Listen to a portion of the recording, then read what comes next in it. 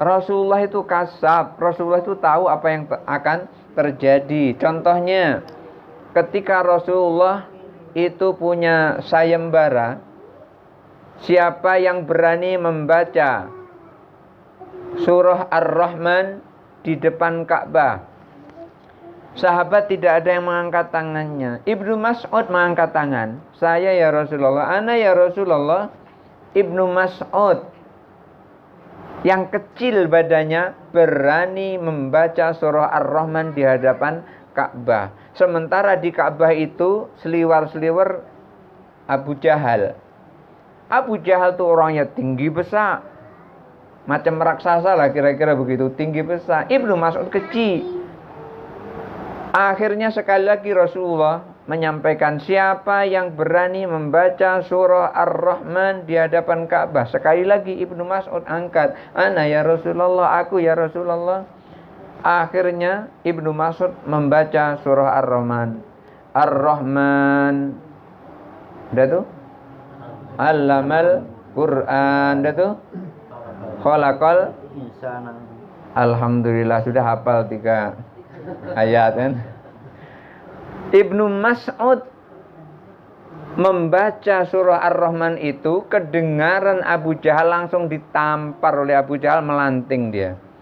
Berdarah-darah telinganya karena ditampar oleh Abu Jahal. Setelah itu berdarah-darah telinganya itu dia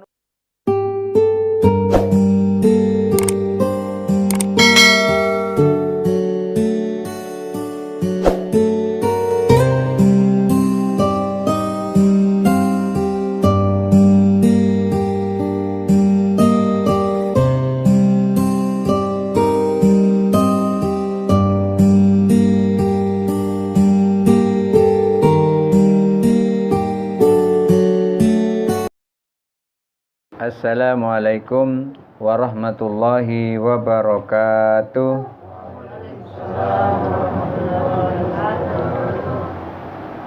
Innal hamdalillah wassalatu wassalamu ala Rasulillah wa ala alihi wa ashabihi wa mawalah. La haula wa la quwata illa billah. Rabbi syrah li sadri wa yassir li amri wahlul 'uqdatam min lisani yafqahu qawli, amma ba'du. Bapak Ibu hadirin hadirat jamaah pengajian Perumahan Pesut yang dirahmati Allah. Alhamdulillah, kita sekarang telah berada di tahun 1445 Hijriyah. Artinya kita sekarang berada di tahun baru Islam, dan sekarang kita masih berada di bulan Muharram, di mana bulan Muharram itu adalah bulan yang dimuliakan oleh Allah, dan di bulan Muharram itu Allah melarang peperangan. Jadi nggak boleh perang kalau di bulan Muharram, kecuali kalau diserang duluan baru menyerang. Tetapi kalau tidak diganggu, tidak boleh mengganggu. Karena Rasulullah itu kalau menyerang sebuah pasukan, karena alasan adalah utusannya diganggu.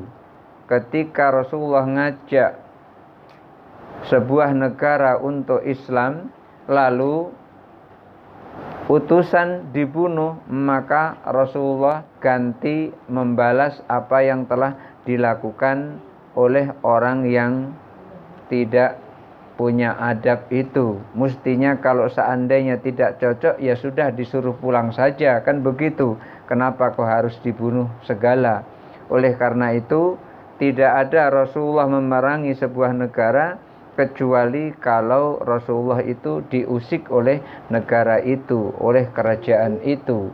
Dan ketika di bulan Muharram tidak boleh perang, maka perang Badar, perang Uhud itu tidak terjadi di bulan Muharram. Dan Allah telah menjadikan 12 bulan. 1 tahun itu 12 bulan. Di mana 12 bulan itu, itulah Allah menciptakan dunia dan seisinya ini. Dan di antara 12 bulan itu ada bulan yang diagungkan, bulan yang dimuliakan oleh Allah, yaitu ada 4 bulan itu: Dzulqa'dah, Dzulhijjah, Muharram, dan satu yang agak jauh yaitu bulan Rajab. Jadi Rajab, Dzulqa'dah, Dzulhijjah, Muharram. Bulan-bulan ini dilarang untuk berperang karena bulan ini dimuliakan oleh Allah Subhanahu wa ta'ala. Dan bulan yang dimuliakan ini, siapa yang beribadah di dalamnya, tentu pahalanya akan dilebihkan daripada bulan-bulan yang lain. Oleh karena itu, saya ingin menyampaikan apa yang disampaikan oleh Syekh Abdul Qadir Jilani di dalam kitabnya Al-Ghunyah li Thalibi Thariqil Haq Azza wa Jalla, di mana hadis ini diriwayatkan oleh para perawi seperti diantaranya adalah Ibnu Abbas, di mana Ibnu Abbas itu adalah orang yang pernah didoakan oleh Rasulullah agar dia faqih. Faqih itu artinya dia gampang menangkap ilmu, dia cerdas, dia bisa menguasai ilmu Allah yang diberikan kepada Rasulullah. Karena al-ulama'u warasatul anbiya, dan para nabi itu tidak pernah mewariskan harta benda. Para nabi itu hanya mewariskan ilmu, dan ilmu yang diwariskan itu perlu kecerdasan. Dan itulah Rasulullah mendoakan Ibnu Abbas, Allahumma faqih Ibnu Abbas, ya Allah fahamkan Ibnu Abbas ini. Akhirnya Ibnu Abbas menjadi orang yang sangat faham, karena doa Rasulullah itu tidak pernah meleset. Doa Rasulullah itu selalu diijabah oleh Allah, walaupun Rasulullah tahu kalau nanti diijabah akhirnya menjadi tidak baik. Seperti siapa? Seperti umpamanya Sa'labah. Sa'labah itu pernah minta doa kepada Rasulullah tapi tidak diijabah oleh Rasulullah, tidak dikabulkan oleh Rasulullah. Besoknya minta lagi, tapi belum diijabah oleh Allah. Besoknya minta lagi, yang ketiga baru didoakan oleh Rasulullah. Apa doanya Rasulullah kepada Sa'labah ini? Allahumma aghni Sa'labah, ya Allah kayakan Sa'labah. Jadi Sa'labah ini ternyata minta kaya kepada Rasulullah. Kenapa kau minta kaya? Karena dia hanya punya pakaian itu satu, dipakai untuk sholat. Oleh karena itu ketika Sa'labah ini sholat berjamaah bersama Rasulullah, belum azan, Sa'labah sudah duduk di masjid dan menunggu sholat berjamaah. Tetapi suatu ketika Sa'labah, Rasulullah masih berzikir. Setelah sholat itu masih berzikir, Sa'labah langsung pergi dari jamaah itu. Lalu ketahuan oleh Rasulullah dan ditegur, kenapa kok langsung pulang? Kenapa tidak zikir dulu? Karena zikir sesudah sholat itu akan menyempurnakan sholatnya. Karena siapa jamin kita ini Bapak Ibu, yang ketika sholat kita ini sholat sempurna. Sholat sempurna itu gimana? Batin kita sholat, badan kita sholat. Rata-rata badan kita yang sholat, tapi batin kita tidak sholat. Mau bukti? Coba perhatikan pada diri masing-masing. Ketika sholat, pernah nggak ibu-ibu ingat kepada dapur atau jemuran? Pernah kan? Itu artinya sholatnya tidak jujur. Badannya sholat, hatinya kejemuran. Bapak-bapak juga begitu. Kadang-kadang sholat di masjid berjamaah, pas baru beli sendal itu bagus sendalnya, sendal yang mahal, harga 500.000. Pas sholat tuh sebentar-sebentar hatinya nengokin sendal. Ya Allah, sendalku masih ada enggak ya? Lupa aku ngunci. Itu bukti sholat itu tidak jujur. Bukti sholat kita itu belum sempurna. Maka sholat yang bagus adalah hatinya sholat bersama dengan jasadnya. Bukan hanya jasadnya saja yang sholat, tapi hati sholat, jasad sholat. Seperti itu. Nah, Sa'labah ini ketika dia sholat, itu pikirannya melayang ke rumah. Kenapa melayang ke rumah? Karena istrinya belum sholat. Dia mikiri istrinya, kalau aku lama-lama di masjid, nanti istriku kehabisan waktu tidak jadi sholat. Oleh karena itu, dulu kan belum ada sepeda motor. Kalau ada sepeda motor, begitu salam, selesai langsung dikebut pulang masih bisa. Dulu jalan kaki. Kenapa? Jangankan nak naik onta, untuk baju saja itu melekat, yang untuk sholat cuma satu itulah. Apalagi mau naik onta atau naik kuda. Orang yang punya kuda itu orang yang kaya. Sama dengan yang sekarang, punya es kuda itu orang kaya gitu. Sama itu orang sekarang. Nah, akhirnya begitu ketangkap oleh Rasulullah SAW, dia jawab, ya Rasul, aku ini pulang bukan karena apa-apa, tapi karena aku ingat sama istriku. Istriku belum sholat. Kalau aku lama-lama di sini, maka istriku nanti tidak sholat. Jadi Bapak Ibu, kalau ada teman-teman kita di masjid, itu sholat, imam selesai, Assalamualaikum warahmatullahi wabarakatuh, Assalamualaikum warahmatullahi wabarakatuh, itu langsung kabur ke rumah, itu saya yakin itu dia mikiri istrinya di rumah itu. Iya, belum sholat istrinya. Jadi mau gantian baju gitu. Pakaiannya untuk nutup aurat tuh gantian gitu. Bisa jadi seperti itu. Bapak Ibu hadirin yang dirahmati Allah Subhanahu wa taala. Akhirnya Sa'labah diijabah doanya dan dikabulkan oleh Allah Subhanahu wa taala menjadi seorang yang kaya setelah memelihara kambing yang diberi oleh Rasulullah SAW. Diberi kambing nggak tanggung-tanggung, kambingnya sedang bunting.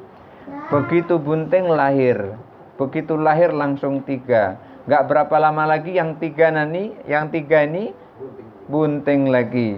Setelah bunting, masing-masing lahir 3. 3 kali 3 lah 9. 9 tambah emaknya, sudah berapa tuh? Makanya nggak berapa lama kambingnya banyak. Yang namanya ngurusi kambing itu kan nggak bisa bilang, woi jangan jauh-jauh main, nggak bisa seperti itu. Mesti pakai gerakan-gerakan, pakai pecut, kata orang Jawa itu, pakai jederan. Jadi ketika itu Sa'labah menjadi kewalahan. Akhirnya yang biasa sebelum sholat itu sudah ada di masjid, lama-lama pas azan baru tidak tiba di masjid. Yang tadinya sebelum azan sudah di masjid, pas azan baru ada di masjid. Tambah lama tambah banyak kambingnya, qomat baru tiba di masjid. Tambah lama tambah banyak kambingnya, selesai qomat baru tiba di masjid. Artinya apa, makmum? Masbuk. Inilah kenapa Rasulullah tidak mau langsung mendoakan Sa'labah ketika Sa'labah minta didoakan kaya. Karena Rasulullah tahu, Rasulullah itu orangnya kasaf.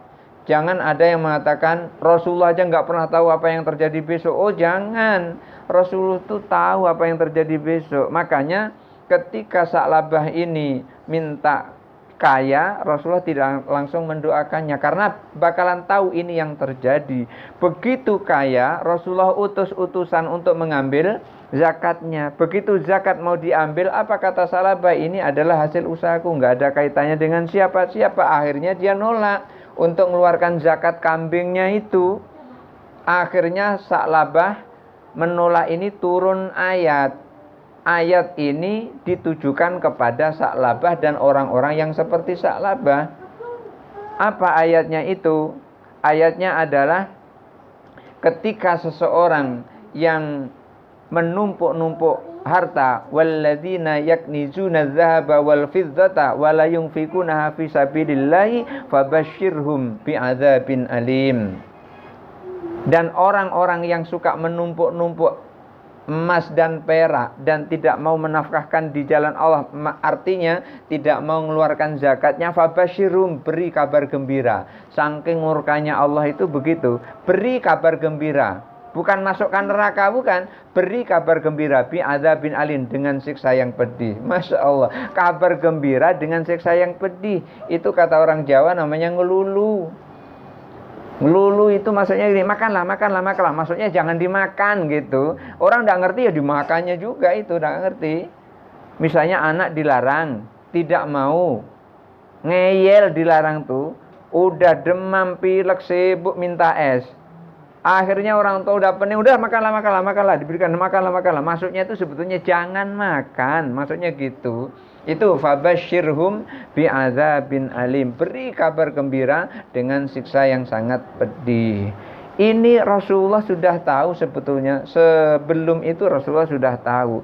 Tidak hanya itu.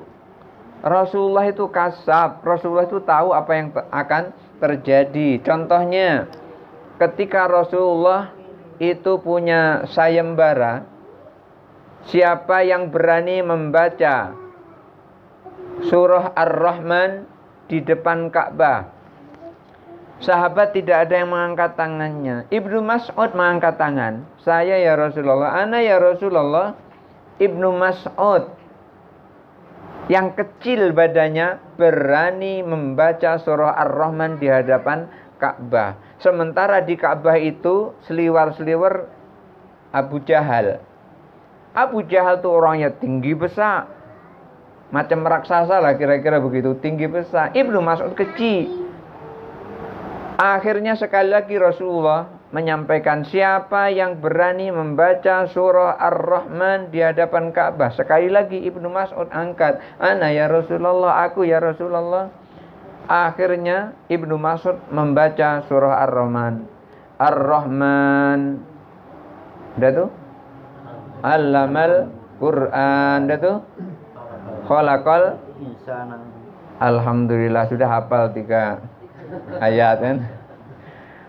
Ibnu Mas'ud membaca surah Ar-Rahman itu, kedengaran Abu Jahal, langsung ditampar oleh Abu Jahal, melanting dia. Berdarah-darah telinganya karena ditampar oleh Abu Jahal. Setelah itu berdarah-darah telinganya itu dianu pula oleh Abu Jahal. Ditusuk dengan jarum, terus ada dikasih tali, ditarik oleh Abu Jahal. Begitu Rasulullah lagi memberikan pengajaran kepada sahabat, Ibnu Mas'ud datang dalam keadaan kesakitan datang itu. Para sahabat semuanya sedih melihat kondisi Ibnu Mas'ud, sahabatnya itu kecil, berdarah-darah karena dianiaya oleh Abu Jahal. Rasulullah begitu melihat Ibnu Mas'ud yang tadinya mau sedih, tapi tiba-tiba tersenyum sendiri, tertawa sendiri. Akhirnya sahabat yang lain bertanya, ya Rasul, kami semua sedih melihat kondisinya Ibnu Mas'ud. Kok engkau justru malah tersenyum? Ini apa yang terjadi wahai Rasulullah? Lalu Rasulullah sampaikan, nanti kamu bakalan tahu kenapa aku tersenyum. Cuman gitu aja nyampaikan. Nanti kamu bakalan tahu. Nah, pas pada saat perang Badar, itu mendekati perang Badar, Ibnu Mas'ud itu mendatangi Rasulullah. Ya Rasulullah, orang sekecil aku ini apakah boleh ikut perang? Kecil kan? Barangkali kalau digambarkan ini Ibnu Mas'ud itu mungkin sekecil daus mini. Kecil, tetapi dia adalah ilmunya sangat tinggi karena dia adalah pelayan setia Rasulullah. Ketika Rasulullah pergi, Ibnu Mas'ud yang menyiapkan sendalnya dan peralatannya. Pokoknya dia sangat taat sekali kepada Rasulullah. Sebelum Rasulullah perintah, dia sudah tahu apa yang ia lakukan. Itu Ibnu Mas'ud. Dan bahkan ketika Ibnu Mas'ud manjat pohon, itu diketawai oleh kafir Quraisy. Apa katanya? Ada burung di atas pohon. Rasulullah sangat murka ketika diejek seperti itu. Sampai Rasulullah sampaikan, wallahi demi Allah, walaupun kaki Ibnu Mas'ud itu kecil, tapi beratnya lebih berat daripada bukit Uhud. Itu saking hebatnya Ibnu Mas'ud di hadapan Rasulullah Shallallahu Alaihi Wasallam. Ini ditampar oleh Abu Jahal, berdarah-darah, justru Rasulullah senyum. Dan akhirnya pada saat perang Badar, Ibnu Mas'ud disampaikan oleh Rasulullah, bawa senjata yang bisa kamu bawa. Karena apa? Karena Ibnu Mas'ud itu membawa senjatanya Umar bin Khattab nggak kuat. Itu hampir jatuh kalau bawa itu, dipikul nggak kuat. Bagaimana menggunakan senjata, bawa aja nggak kuat. Saking kecilnya Ibnu Mas'ud dan lemahnya Ibnu Mas'ud. Oleh karena itu Ibnu Mas'ud hanya membawa pisau yang kecil, senjata yang kecil sesuai dengan ukuran badannya. Dan diperintahkan oleh Rasulullah, Ibnu Mas'ud, kamu tugasmu jangan dekat-dekat dengan orang-orang kafir Quraisy yang sedang berperang. Tugasmu adalah menyelesaikan orang yang sudah terjatuh. Artinya ketika orang-orang kafir itu melawan orang muslim, dia terjatuh, Ibnu Mas'ud harus bergegas itu menggorok lehernya dengan pisaunya itu tadi. Pas kebetulan yang jatuh di dekatnya itu Abu Jahal. Pas kebetulan Abu Jahal yang dekat di situ. Akhirnya Abu Jahal didekati oleh Ibnu Mas'ud. Abu Jahal didekati oleh Ibnu Mas'ud dengan pisau kecilnya Ibnu Mas'ud tadi itu. Karena khawatir nanti Abu Jahal itu terbangun, maka pisaunya itu udah langsung dikalungkan di lehernya. Manjat badannya Abu Jahal aja udah kepayahan Ibnu Mas'ud itu. Bagaimana mau membunuhnya? Akhirnya apa yang terjadi? Yang terjadi Abu Jahal akhirnya siuman.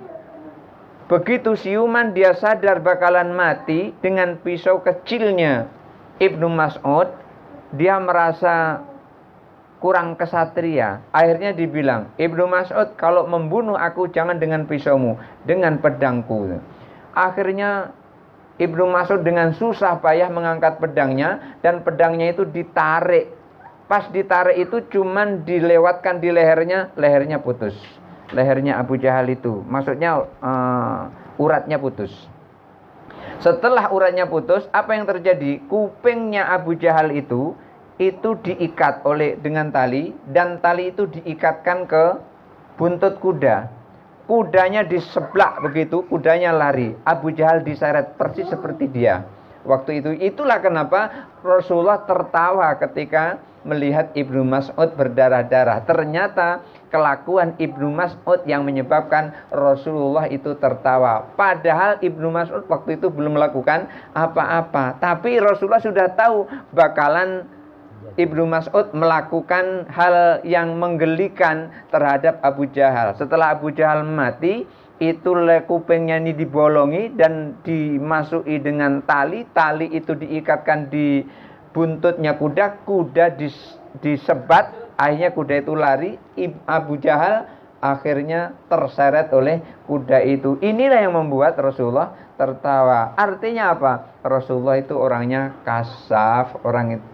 Kalau ada orang mengatakan Rasulullah itu seperti orang biasa, itu salah. Itu salah. Makanya dikatakan basyarun lakal basyari. Rasulullah itu manusia tetapi tidak seperti manusia.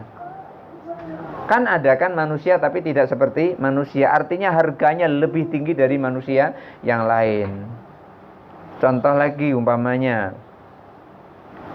intan itu kan batu kan? Iya kan? Batu intan itu kalau kira-kira 1 kilo harganya berapa itu? Triliunan kalau nggak salah itu ya. Batu intan 1 kilo berapa harganya? Ya triliunan kan, mahal kan? Sekarang coba batu intan 1 kilo dengan batu kerikil 1 dan truk, kira-kira mahal berapa? Mahal mana harganya itu? Mahal intan, sama-sama batunya. Itulah yang disebut dengan basyarun lakal basyari. Rasulullah itu adalah manusia tapi tidak seperti manusia. Sama dengan intan. Intan itu adalah batu tapi tidak seperti batu karena mahal harganya. Basyarun lakal basyari. Manusia tapi tidak seperti manusia. Hadirin hadirat yang dirahmati Allah, inilah yang sahabat Rasulullah Shallallahu Alaihi Wasallam, Ibnu Abbas yang didoakan oleh Rasulullah menjadi faqih, akhirnya dia faqih. Sehingga beliau menjadi rujukan para ulama untuk menyampaikan ilmu Rasulullah Shallallahu Alaihi Wasallam. Oleh karena itu, bulan Muharram yang dilarang untuk berperang atau Ashhurul Hurum yang dilarang untuk berperang itu, ini adalah bulan yang dipilih oleh Allah Subhanahu wa taala, dan di bulan Muharram itu ada wa fihi yaumu asyura. Di dalamnya itu ada bulan Asyura. Allazi azzamallahu taala ajra man ata'ahu fihi. Bulan Asyura itu, tanggal 10 Asyura itu adalah tanggal di mana Allah mengagungkan orang yang mau taat, yang melakukan perbuatan taat di tanggal 10 Asyura itu. Apa ketaatannya? Di antaranya adalah ketika tanggal 10 Asyura dia mau berpuasa, maka puasanya itu dinilai lebih oleh Allah Subhanahu wa taala. Maka Syekh Abdul Qadir Jailani menjelaskan, min dzalika, karena keagungan bulan Muharram itu, ma akhbarna bihi Abu Nasir an walidihi, ada dikhabarkan, diberitahukan dari Abu Nasir dari ayahnya, bi isnadihi an Mujahid an Ibni Abbas, sanadnya melalui Imam Mujahid. Mujahid ini adalah tabi'in, bukan sahabat tapi tabi'in. An Ibni Abbas radhiyallahu anhuma, dari Ibnu Abbas radhiyallahu anhuma. Ibnu Abbas ini adalah sahabat. Biasanya kan begini, Rasulullah mengajarkan ilmunya kepada sahabat. Setelah itu sahabat menjadi orang yang pandai, baru mengajarkan ilmunya. Yang diajari ilmu oleh sahabat itu namanya tabi'in. Tabi'in yang telah belajar kepada para sahabat, akhirnya mengajarkan kepada muridnya. Muridnya namanya tabi'inat tabi'in. Tabi'inat tabi'in setelah pintar belajar dengan gurunya, mengajarkan lagi kepada muridnya, namanya tabi'inat tabi'inat tabi'in. Begitu seterusnya sampai kepada guru-guru kita. Jadi artinya ketika kita belajar melalui guru, artinya guru kita itu telah belajar dari gurunya, gurunya telah belajar dari gurunya, gurunya telah belajar dari gurunya, sampai akhirnya belajar kepada tabi'in, tabi'in belajar kepada sahabat, sahabat belajar kepada Rasulullah Shallallahu Alaihi Wasallam. Itu pentingnya sanad. Kalau kita nggak punya sanad, biasanya tersesat kita memahami sebuah ilmu. Ibnu Abbas menyampaikan, qala Rasulullah sallallahu alaihi wasallam, Rasulullah sallallahu alaihi wasallam bersabda, man shoma yauman minal Muharram, siapa orang berpuasa satu hari di bulan Muharram, falahu bikulli yaumin salatuna yauman, maka pahalanya sama dengan puasa satu hari di bulan Muharram, itu sama dengan puasa 30 hari. Itu riwayat dari Ibnu Abbas. Itulah kenapa Allah mengagungkan orang yang mau taat di bulan Muharram ini. Ketika di bulan Muharram ini ada yang berpuasa satu hari, maka Allah lipat gandakan sama dengan satu hari itu 30 hari. Jadi satu hari puasa di bulan Muharram sama dengan satu bulan kita berpuasa. Wa min dzalika marwiya Maimun bin Mahran bin an Ibni Abbas radhiyallahu anhu maqala, riwayat dari Maimun bin Mahram dari Ibnu Abbas radhiyallahu anhu maqala, qala Rasulullah sallallahu alaihi wasallam, man shoma yauma asyura, siapa orang yang berpuasa di tanggal 10 Asyura, minal Muharram, yaitu di bulan Muharram, atau thawaba asyra alafi malakin, maka orang itu akan Allah berikan pahala sama dengan pahalanya 10.000 malaikat yang berpuasa tanggal 10 Muharram, yaitu hari Jumat kemarin. Pahalanya segitu. Tetapi ingat, ini tidak wajib. Itu ya, yang perlu diingat, ini tidak wajib. Karena sahabat pernah menyampaikan, ya Rasulullah, puasa Muharram itu adalah puasa yang biasa dilakukan oleh orang Yahudi. Maka Rasulullah untuk membedakan tanggal 10 Muharram itu tetap disuruh puasa. tetap disuruh puasa, tetapi supaya beda dengan orang Yahudi, maka dianjurkan untuk puasa Tasu'a baru Asyura. Jadi tanggal 9 baru tanggal 10. Kalau Tasu'a itu tidak bisa kita lakukan, kebetulan kemarin tuh puasanya kebetulan hari Jumat, maka boleh hari Jumat itu kemudian ditambah hari Sabtu boleh. Lalu gimana? Kemarin ada yang bertanya di Masjid Al-Hidayah, ada yang bertanya, Ustadz gimana kalau cuma hari Jumat saja? Aku puasa cuma hari Jumat saja.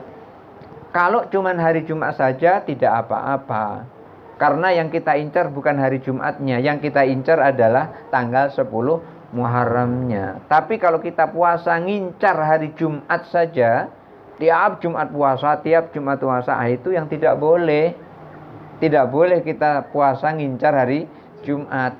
Kalau kebetulan 10 Asyura itu adalah di hari Jumat, tidak apa-apa, karena kita tidak mengincar hari Jumatnya, tapi kita ngincar Asyuranya. Oleh karena itu, orang yang berpuasa di tanggal 10 Asyura itu Allah berikan pahala yang luar biasa. Wa man shoma yauma Asyura aminal Muharram atau thawaba asyru alafi syahidin. Dan bahkan orang yang berpuasa tanggal 10 Muharram itu sama dengan mendapat pahala 10.000 orang mati syahid. Pahalanya saja. Kalau mati ya tetap dimandikan. Jangan nanti gara-gara puasa tanggal 10 Muharram mati tidak dimandikan. Kenapa? Aku kan syahid. Ya. Pas dimandikan, jangan mandikan aku. Orang yang mandikan juga takut seperti itu. Ya. Jadi tetap dia dimandikan. Wa thawaba asru ala fi hajjin wa mu'tamarin, dan memperoleh pahala seperti orang yang menunaikan haji, jumlahnya ada 10.000 haji atau 10.000 orang yang menjalankan umroh. Itu besarnya pahala orang yang berpuasa pada tanggal 10 Muharram. Dan di tanggal 10 Muharram itu juga, di Muharram ini juga disunahkan untuk menyantuni anak yatim. Rasulullah sampaikan, ana wa kafilul yatama hakadha. Aku dan orang-orang yang menyantuni anak yatim itu seperti ini. Waktu hakadha itu Rasulullah ajukan gini, hakadha, dengan menunjukkan telunjuk dan jari tengahnya. Artinya apa? Berdekatan dengan Rasulullah. Kalau berdekatan dengan Rasulullah, di mana tempatnya? Enggak ada lain kecuali di surga, karena nggak mungkin Rasulullah masuk neraka. Rasulullah sampaikan, orang yang menyantuni anak yatim itu hakada, dengan aku, dengan Rasulullah. Jadi tidak akan jauh dari Rasulullah, artinya sama-sama masuk surga. Wa man masahabiyadi ala ra'si yatama yauma asyura'a, pada tanggal 10 Asyura itu kalau ada orang yang mengelus kepala anak yatim, artinya menyayangi anak yatim, rafa'allahu ta'ala bikulli sya'ratin ala ra'si darajatan fil jannati, maka Allah akan angkat derajatnya, setiap satu rambut itu satu derajat di surga. Jadi kalau Bapak Ibu pingin berapa derajat nanti dinaikkan derajatnya di surga, hitung kepala anak yatim itu rambutnya berapa, dihitung 1, 2, 3, dihitung satu persatu, baru nanti tahu berapa. Artinya apa? Artinya akan ditingkatkan derajatnya karena telah membelai anak yatim. Wa man fatara mu'minan lailata asyura, dan siapa orang yang bersedekah pada malam Asyura, memberikan makan kepada orang mukmin pada malam Asyura, pada malam tanggal 10 Asyura itu, fa ka'annama aftara indahu jami'a ummati Muhammadin sallallahu alaihi wasallam wa asba'a butunahum. Seakan-akan ia telah memberikan makanan seluruh umat Nabi Muhammad dan memakannya itu sampai kenyang. Itulah makanya ada yang ramai-ramai pada tanggal 10 Asyura itu berlomba-lomba untuk membawa makanan di masjid supaya dimakan oleh orang-orang yang sholat di masjid itu. Tujuannya adalah supaya mendapat barokah seperti memberi makanan seluruh umat Nabi Muhammad sampai kenyang. Inilah keistimewaan bulan Muharram. Mudah-mudahan bisa bermanfaat untuk kita semua. Barangkali itu saja yang bisa saya sampaikan. Kepada Bapak Ibu, sekiranya ada yang mau ditanyakan kepada Bapak Ustadz, dipersilakan berkenaan dengan tausiah yang sudah disampaikan atau hal-hal lain yang mau ditanyakan, dipersilakan. Tadi dikatakan kita menyayangi anak yatim ataupun mengelus anak yatim. Jikalau ini kita mengadakan dan mengundang anak yatim itu, kita datangkan lalu kita santuni, ini termasuk riya atau tidak? Begitu. Ya. Terus hal yang kedua, yang dikatakan anak yatim itu termasuk orang sudah yang akal balik, apakah itu masih dinamakan yatim? Ya. Mungkin ada dua hal itu. Terima kasih. Yang pertama, apakah menyantuni anak yatim di masjid yang rame-rame itu tidak termasuk riya? Baik, ini saya sampaikan, ini ngajinya sudah tasawuf namanya ini. Karena ngajinya adalah hati. Al-Fudail bin Iyad itu telah dikutip pendapatnya, diambil pendapatnya oleh Imam Nawawi. Imam Nawawi menyebutkannya di dalam kitab syarahnya, Syarah Arba'in Nawawi. Al-Fudail bin Iyad menyebutkan tarkul amali li ajlin nasi riyaun wal amalu li ajlin nasi syirkun. Tidak jadi beramal karena manusia itu adalah riya. Wah, aku nak nyantuni anak yatim, kaki aku dibilang pula oleh orang riya, akhirnya nggak jadi, itu namanya riya. Wal amalu li ajlin nasi syirkun, beramal tujuannya untuk manusia itu namanya syirik, menduakan Allah. Mestinya beramal tujuannya Allah, bukan manusia. Jadi ketika maksud syirik ini disebut dengan asyirkul asghar, ya riya juga, sama asyirkul asghar. Nah, jadi sekarang apakah nyantuni dan mengelus anak yatim di masjid itu nanti riya atau tidak, berarti kembali kepada niat. Innamal a'malu binniyah, sesungguhnya amal itu tergantung pada niat. Jadi kalau niatnya ini supaya diwahkan orang, dibilang orang menjadi dermawan, ya riya lah pada saat itu. Atau bisa dikatakan pada saat itu tujuannya adalah supaya dibilang orang dermawan, maka syiriklah itu. Karena tujuannya bukan Allah tapi orang, menduakan Allah kepada orang itu. Allah nggak mau diduakan. Sama dengan ibu-ibu kan nggak mau diduakan, maunya disendirikan gitu. Ibu kan? Iya. Disendirikan, maunya kan gitu kan? Tidak diduakan. Jadi jangan didua-duakan, disendirikan saja gitu. Sendiri-sendiri maksudnya. Iya, sendiri-sendiri. Cakar-cakaran. Nyambung aja.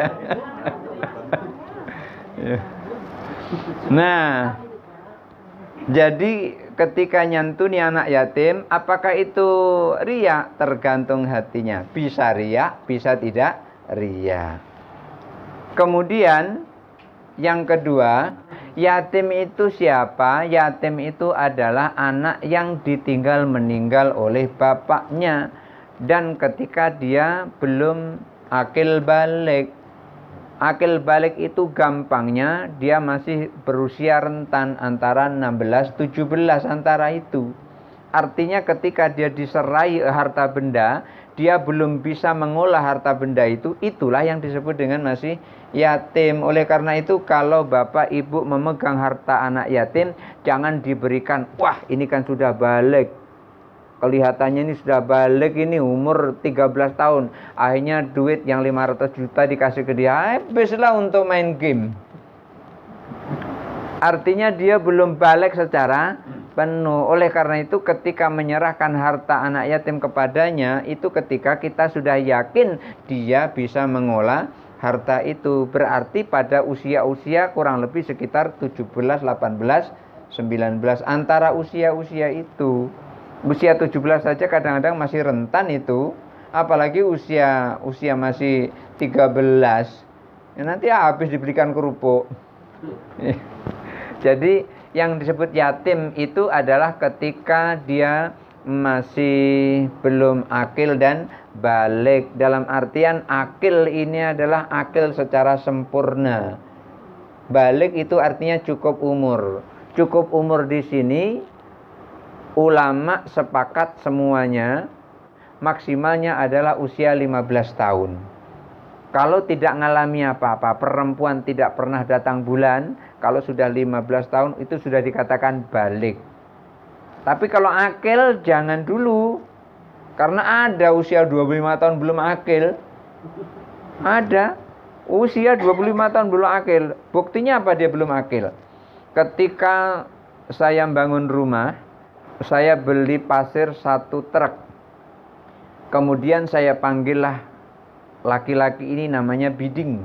Sebetulnya namanya Zainal Abidin, karena orang Bugis sebut dengan Biding begitu.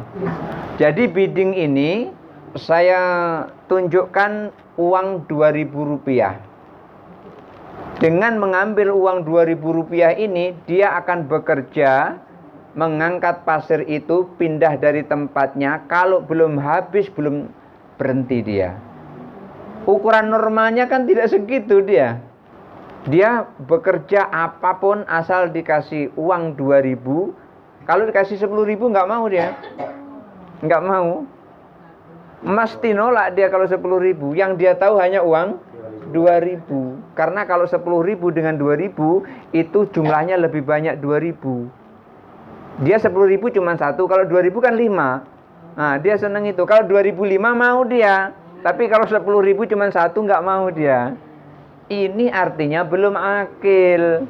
Yang seperti ini jangan diserai. Kalau dia yatim, ini masih termasuk rombongan yatim yang seperti itu. Kenapa? Karena belum akil. Maka berhentinya yatim itu adalah ketika dia sudah akil dan balik. Kalau tidak dibatasi seperti itu, maka istri kita juga yatim karena bapaknya sudah meninggal. Jadi setiap malam kita dapat ngelus terus kepalanya. Nah, dapat pahala 1 derajat setiap 1 rambut. Nah, beruntung punya istri yang yatim. Jadi seperti itu. Yatim itu adalah ukurannya ketika dia sudah akil dan balik secara sempurna. Waalaikumsalam warahmatullahi wabarakatuh. Kalau tentang uang yang 2.000 itu di dusun kami ada juga, tapi itu uang merah. Untung pada itu uang 100.000 belum muncul. Uang 100.000 muncul mungkin gawat juga. Pokoknya dia maunya uang merah. Uang merah berarti ya. Uang 100 rupiah berarti itu. Pak Ustadz, mungkin kita sering menemui di suatu acara, misalnya di musola atau masjid, orang ingin membangun masjid atau merenovasi masjid atau menambah luas masjid. Itu biasanya seolah-olah termasuk juga pengurus itu mendorong, si A berapa, 100.000, 200.000 disebut namanya. Iya ya. Si Bedol, Siti 700.000. 700.000. Nah, bagaimana dalam hal ini pandangan agama kita? Mohon pencerahannya, Ustaz. Terima kasih. Assalamualaikum warahmatullahi wabarakatuh. Waalaikumsalam warahmatullahi wabarakatuh. Baik, innamal a'malu binniyah. Sesungguhnya amal itu tergantung pada niatnya. Jadi disebut keras maupun tidak disebut keras, itu akibatnya adalah sama tergantung pada niatnya. Tidak disebut juga bisa riya, disebut juga bisa riya. Jangan sampai ketika orang menyebut itu lalu kita katakan, wah riya dia ini. Belum tahu kita. Jadi kita tidak bisa menilai orang itu riya atau tidak riya. Kenapa? Karena riya itu letaknya adalah di dalam hati. ketika riya itu letaknya di dalam hati, maka kita tidak bisa melihat hati, nggak bisa. Kita hanya bisa melihat tanda-tandanya. Karena siratul mar'i tubdi'u an sariratihi. Gerak-gerik seseorang itu menunjukkan rahasianya. Maka ketika orang itu riya atau tidak riya, itu kita hanya bisa menduga-duga saja, tapi nggak bisa memastikan. Oleh karena itu kalau kita memastikan, bisa kita terjadi kesalahan. Satu contoh, ketika terjadi perang, itu ada sahabat yang sudah mengalahkan orang kafir. Sehingga orang kafir kalah itu langsung mengucapkan asyhadu alla ilaha illallah wa asyhadu anna muhammadar rasulullah. Tapi sahabat itu tetap memenggal lehernya. Kenapa memenggal lehernya? Karena disangkanya itu hanya bohongan. Disangkanya itu hanya untuk menyelamatkan diri. Apa Rasulullah setuju dengan perbuatan sahabat ini? Tidak. Rasulullah justru malah marah. Kenapa marah? Karena dia sudah mengucapkan 2 kalimat syahadat. Dan orang yang sudah mengucapkan 2 kalimat syahadat tidak boleh dibunuh, tidak boleh diperangi. Ini bukti bahwasanya orang Islam itu haram darahnya, bukan halal. Kenapa? Karena dia sudah mengucapkan 2 kalimat syahadat. Ini orang kafir begitu mengucapkan 2 kalimat syahadat, dilarang oleh Rasulullah untuk membunuhnya. Oleh karena itu Rasul sampaikan, kalau memang dia itu pura-pura mengucapkan 2 kalimat syahadat, belah dadanya. Coba lihat di situ, di hatinya, ada nggak di situ kepura-puraannya? Tidak berani sahabat itu. Kenapa? Karena yang dilihat itu adalah lahirnya. Kalau dia sudah mengucapkan asyhadu alla ilaha illallah wa asyhadu anna muhammadar rasulullah, ya sudah, dia itu berarti sudah masuk Islam dari kekafirannya. Soal sholat gimana? Ya baru saja dia mengucapkan 2 kalimat syahadat, udah ditebas, bagaimana mau nunggu sholat? Kalau seandainya ditunggu, mungkin dia akan sholat seperti sahabat-sahabat yang lain. Jadi ketika kita sedekah, kemudian disebutkan di masjid, sedekah dari Pak A yang bertujuan untuk arwah si B sebanyak 500.000 rupiah. Maka niat kita untuk sedekah kepada arwah si B itu tadi, hanya Allah yang mendengarnya. Walaupun kita tidak menyebutkannya untuk arwah si B itu Allah tetap tahu ketika kita meniatkannya di dalam hati kita bahwasanya ini adalah sedekah untuk si B. Loh, apa boleh yang seperti itu? Boleh. Kenapa kok nggak boleh? Ubadah itu pernah bertanya kepada Rasulullah, ya Rasulullah, kalau aku bersedekah buah kurma 1 kebun ini, apakah ada pahalanya, ada manfaatnya untuk ibuku? Rasulullah jawab, na'am. Maka Ubadah langsung mensedekahkan buah kurma yang 1 kebun itu. Ini bukti bahwasanya ketika kita melakukan sesuatu seperti sedekah, dan sedekah itu di atas namakan orang yang telah meninggal, itu bukti ada manfaatnya. Satu contoh lagi. Ketika ada sahabat Rasulullah itu meninggal, Rasulullah tidak mau mensolatinya. Kenapa? Karena sahabat itu masih punya utang. Maka orang yang punya utang itu adalah gantungan terberat orang yang meninggal. Oleh karena itu ahli waris harus segera mengurusinya, harus segera membayarnya. Kalau tidak membayarnya, panjang itu hitung-hitungannya nanti itu di alam kubur, maka harus dilunasinya. Rasulullah tidak mau menyolatkan sahabat karena dia masih punya hutang. Akhirnya apa? Muncul sahabat yang bernama Qatadah. Ya Rasulullah, utangnya aku yang lunasi. Lalu Rasulullah mau mensolatkannya. Artinya apa? Artinya Qatadah ini bukan siapa-siapanya orang yang meninggal itu, tetapi ia lunasi hutangnya oleh Qatadah tadi, maka hutangnya menjadi lunas. Artinya amalnya Qatadah itu bisa bermanfaat kepada si mayat itu, sehingga Rasulullah mau mensolatkan si mayat itu. Artinya itu tadi, walaupun disebutkan kencang-kencang atau tidak kencang-kencang, itu muaranya kembali kepada hati. Jadi begitu. Mungkin sudah, karena sudah malam. Sebenarnya aku mau tanya lagi. Simpen lagi, simpen. Nomor HP nanti Pak. Iya Pak, Mufti. Iya. Saya itu pengurus. Iya, nomor WA ya. Inilah yang bisa saya sampaikan. Mudah-mudahan ada manfaatnya. Hadanallahu wa iyyakum ajmain. Wallahul muwaffiq ila aqwamit thariq. Wassalamualaikum warahmatullahi wabarakatuh.